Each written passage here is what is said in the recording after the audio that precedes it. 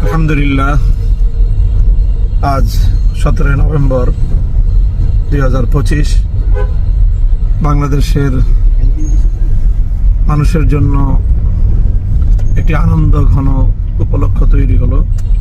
ইতিহাসের একটি অনন্য দৃষ্টান্ত স্থাপিত হলো বাংলাদেশের বিচার বিভাগে।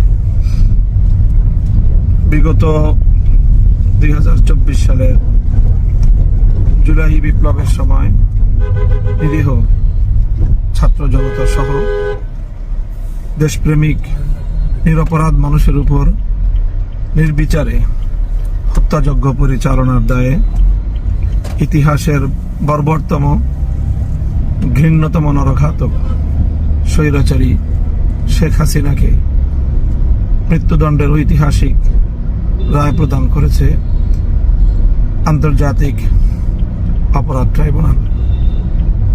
আমরা মনে করি এই বিচারের মধ্য দিয়ে প্রমাণ হলো জুলুম, অত্যাচার এবং মানুষের অধিকার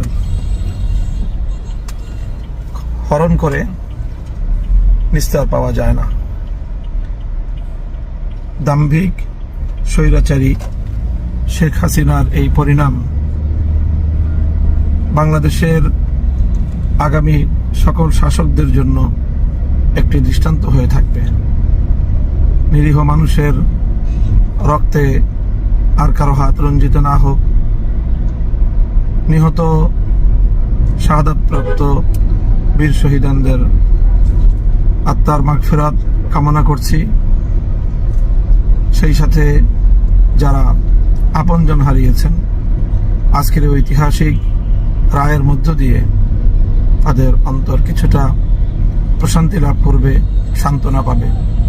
যারা জীবনের তরে পঙ্গুত্ব বরণ করেছেন, তারা একটি সান্ত্বনা নিয়ে জীবনের অবশিষ্ট সময়টুকু অতিবাহিত করতে পারবে। বাংলাদেশ ফ্যাসিবাদ মুক্ত, স্বৈরতন্ত্র মুক্ত একটি সুন্দর বাংলাদেশের দিকে এগিয়ে যাবে প্রত্যয়দীপ্ত কদমে। সেই প্রত্যাশা ব্যক্ত করছি আমরা।